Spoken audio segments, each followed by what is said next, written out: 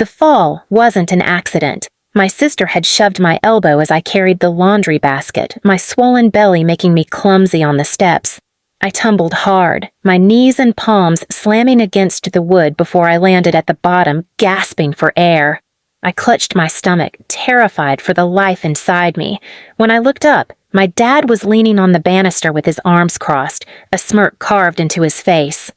"Good practice for crawling," he said coldly, "since you'll never rise above where you belong." His voice echoed in the house, and my sister's laughter trailed down the steps like nails scraping glass. Please subscribe to our channel and tell us in comments from where are you watching this video. I pushed myself up, my body shaking, but all I got in return was another jab of words. "Don't be dramatic," Mom sneered from the kitchen doorway. "Pregnant women fall all the time. Maybe God's teaching you balance." She turned back to stir her pot of soup, food I knew I wouldn't be allowed to eat until everyone else was full. Every day felt like a new punishment for daring to exist. My sister, Harper, lived like a princess, her feet never touching the ground if she didn't want them to. She had a room upstairs with a queen bed, fairy lights strung around her window, and new clothes folded in drawers. I had the storage room at the back, barely enough space for a mattress and a box where I kept the few things my child would need. Tiny onesies I had bought secondhand, hidden under my pillow so Harper wouldn't steal them for laughs. "Why are you even having a baby?" Harper spat one night as she flipped through her phone on the couch.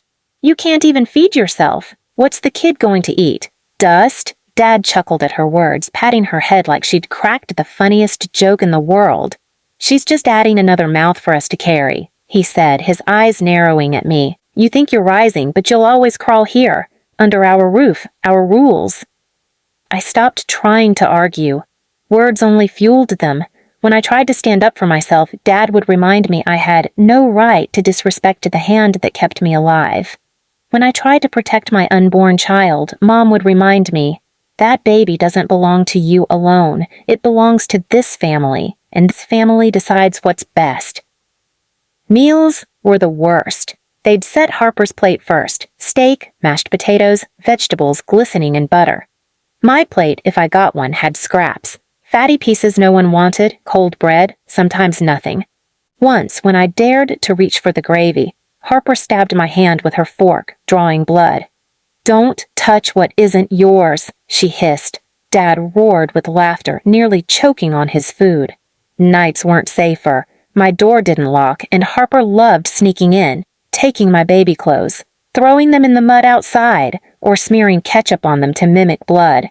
She'd lean close to my ear and whisper, "Better get used to loss. Not every baby survives, especially trash babies." I remember one evening I came home from my part-time job, exhausted, my feet swollen from standing all day. I had saved a small bag of groceries, milk, bread, some bananas, hoping to finally have something for myself and the child I carried. When I placed the bag on the counter, Mom swooped in, ripping it open. "These will go to Harper," she said, handing her the bananas. "You can drink water. Maybe it'll clean your insides." Harper peeled one slowly, locking eyes with me, and threw the peel at my chest. "You eat the skin. That's what animals like you do." I cried in silence most nights, but tears brought no comfort. Dad hated tears. Once, when he found me crying, he pressed his boot on my hand against the floor and said, "If you're strong enough to whine, you're strong enough to work." He made me scrub the entire kitchen floor on my knees, belly pressing painfully against the tiles, while Harper sat on the counter filming, giggling. "Look at the maid. Even pregnant, she knows her place." But inside, a seed was growing. Not just my baby, but something darker. I started memorizing their routines. What time Dad sat down to watch TV. How Mom left her purse carelessly open on the counter. Harper's obsession with her reflection, the hours she spent curled in front of her vanity, spraying perfumes, painting her nails. I saw the cracks in their arrogance, the small weaknesses they didn't think I noticed. They believed I was broken, trapped, too afraid to rise. But every insult, every cruel laugh, every shove down the stairs hardened me. I knew I couldn't escape them yet, not while carrying this child. But escape wasn't my only goal. They wanted me to crawl forever. I was going to make them crawl instead, and when it happened, it wouldn't be quiet and it wouldn't be merciful. The night it snapped wasn't loud. It was quiet, the kind of quiet that presses against your chest until you can't breathe. I had just finished cleaning the kitchen floor for the second time because Harper accidentally spilled juice everywhere. My knees were raw against the tile, my belly heavy and sore. She leaned against the counter, twirling her phone in her hand, smirking down at me. "You know, you look better down there," she said. "Crawling suits you, don't you think, Dad?" Dad didn't even look up from the recliner where he was nursing a beer. He just muttered, "She was born crawling. She'll die crawling. Don't waste your breath on the useless." The word useless hit differently that night. It wasn't just an insult, it was a verdict. They had sentenced me and my unborn child to a life of crawling, and I realized if I didn't change something, they'd crush us both. Later, when I limped back to my room, I found Harper sitting on my mattress, holding the little onesie I'd hidden under my pillow. It was white, with tiny yellow ducks on it, the one thing that gave me hope. She dangled it in front of me, grinning. Pathetic. "Do you really think this baby's going to wear this?" Dad said if it's born, it'll probably be better off wearing rags. Then she ripped the fabric down the middle, tossing the shreds at me. I didn't cry. Not this time. I just stared at the pieces on the floor. Something inside me went cold, harder than stone. Harper wanted me to break. Dad wanted me to crawl. Mom wanted me to beg. I did none of those things. I just picked up the scraps and folded them neatly into a box. Harper frowned, confused. "Why aren't you saying anything?" she demanded. I didn't answer. Silence was heavier than any insult I could throw. That silence scared them more than my tears ever did. In the days that followed, I played along. I let them believe I was still broken. I scrubbed the floors, cooked the meals, took the insults without a word. But while they laughed, I was watching, memorizing, collecting. I noticed how Dad locked his liquor cabinet, but always left the key in his jacket pocket. I noticed how Mom hid her cash envelopes under the sugar jar, assuming no one would dare touch them. I noticed how Harper left her phone unlocked on her vanity when she ran to the bathroom mid-makeup session. I wasn't just surviving anymore. I was preparing. The breaking point came one Sunday dinner. Harper had invited her friends over, girls just as cruel as she was. They all crowded around at the table, giggling and gossiping, while I set the plates. Dad barked, "Make sure Harper's plate is full. Don't let her sit with scraps like you deserve." When I served Harper, she smirked and said loudly to her friends, "My sister's just practicing for her real job, being a servant. Don't mind the belly. She's probably lying about being pregnant to get attention." The table erupted in laughter. I froze, my hands trembling on the serving spoon.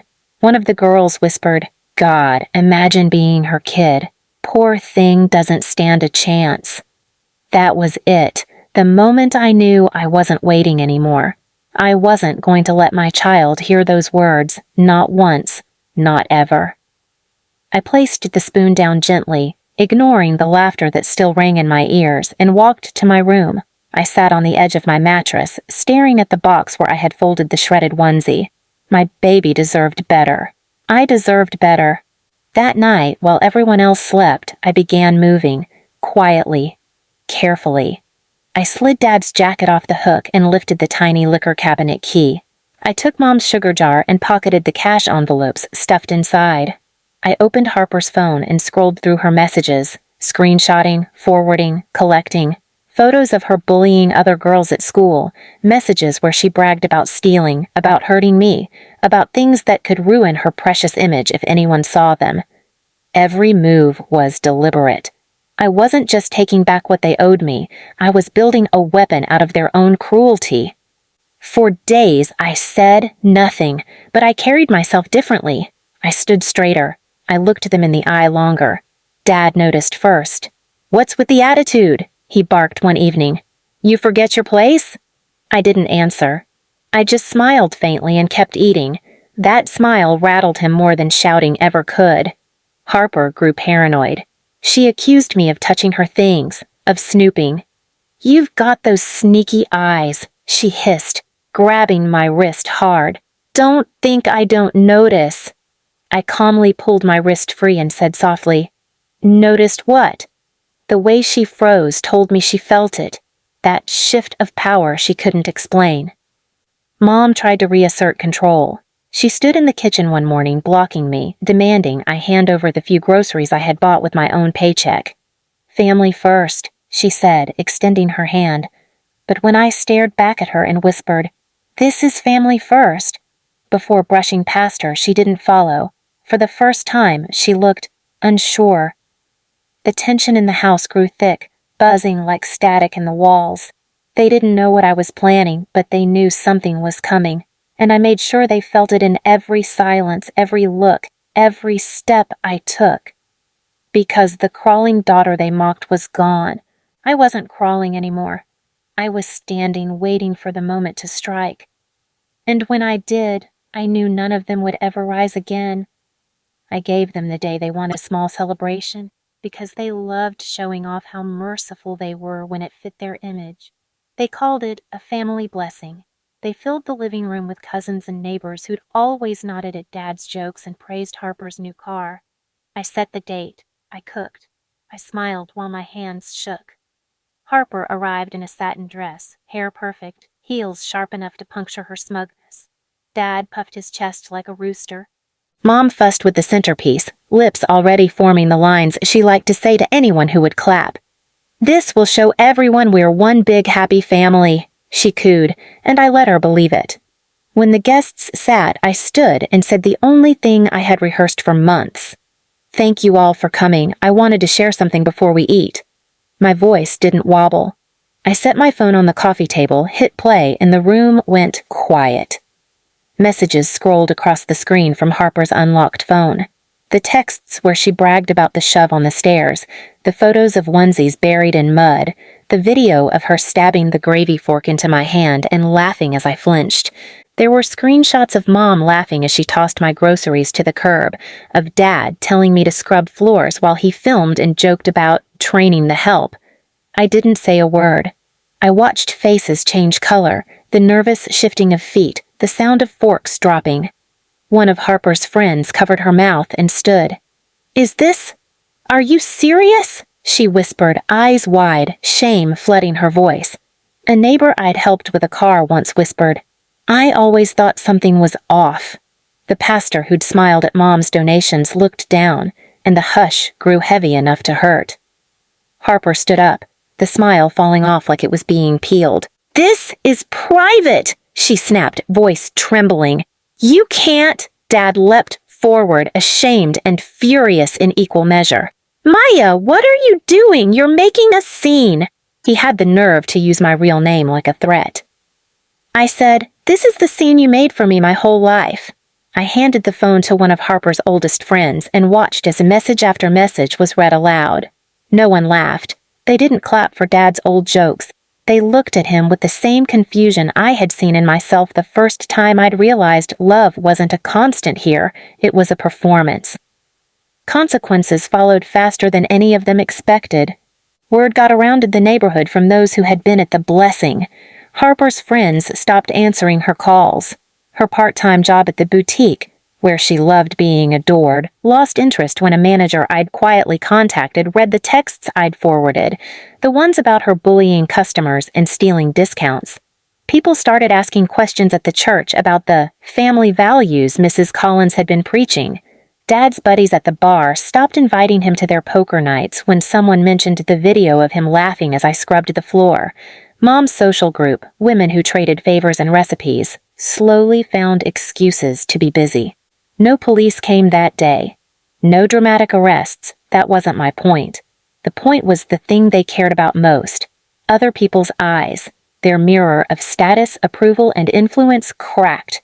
Harper, who had always fed on applause, sat alone on the couch, phone silent, the room filling with pity and cold stares.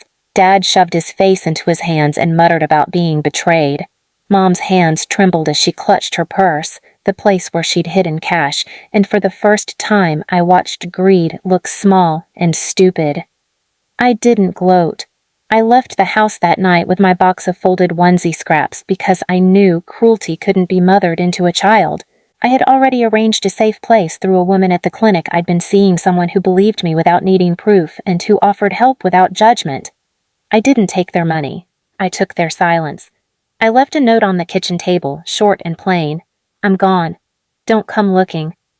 Months later, people still whispered when my name came up, but not in the way they had before. They asked why I'd left so suddenly.